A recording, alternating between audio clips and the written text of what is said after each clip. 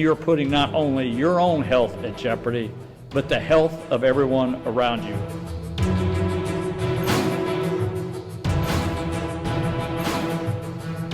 So when the coronavirus, COVID-19 hit the news, we started watching, and then as the pandemic spread, we started anticipating how could that affect us here. All I could think about was how to best serve children and how to best serve our teachers and our families who would be doing this at-home learning. My brain immediately went to how can the team begin preparing, how can we begin creating things that are meaningful for kids, meaningful for teachers, easily implemented regardless of a child's situation.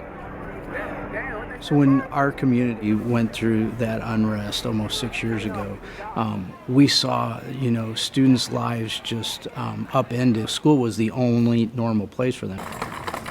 We learned a lot from that time, especially when it came to the food distribution piece, that we need to get the meals to it. So we have about 200 stops along bus routes where our bus drivers are going out with our food service folks. Yeah, wonderful. Good afternoon. This is Miss Roberts. I just want to say that I really appreciate everyone who has logged on to the Google Classroom. It's been great. We video call in the morning to, touch bases and just check in to know that we're actually doing the work. In less than a week, we ramped up from a few courses and a few buildings having online instruction. 3 days checked out almost 8,000 Chromebooks to students across the district. Missed school for snow days for a few days, but this is something completely different. Hi. Hey. I am so blessed to have this group of people here because they immediately started researching things, looking into things, doing an amazing amount of professional development on their own just to be able to make this happen. I know that as an adult, how I was feeling, and I just wondered how fifth graders are interpreting what is going on in the world. How can I show my kids and really let them know that I'm still their teacher? I think the biggest challenge is going to be that one-on-one time with those kids and keeping those relationships up. While I'm at home, I also have a son who's 6 and he's in kindergarten. And then I have a daughter who's 3 who's in preschool. So I'm trying to find some type of balance between work and life and then also adding on teaching them at home as well.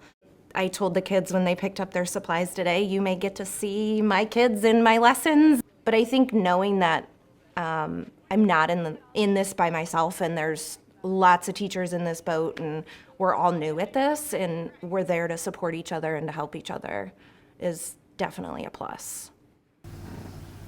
When I heard that I was going to be doing some distance learning, I was nervous and I was confused. I had no idea what I was going to be doing. It actually turns out it's actually pretty good. I miss being able to see my friends and just be there with them and with my teacher as well. I found that the adjustments were way more adaptable than I thought they were going to be. I personally kind of like this schedule. I miss hanging out with my friends and I guess the ability to actually physically interact with people. Just do your best, just as long as they're reading and just learning and having fun, and just that's all that matters. Just try your best, but it's okay if it's not perfect. There's a lot of emotion around this. People are anxious about how it's going to affect them personally. People are anxious about how it's affecting the region and the nation. By doing this work to continue instruction so that there's still some connection with schools, it helps provide some stability. It helps students have some sense of normalcy in a time that is just not normal for anyone.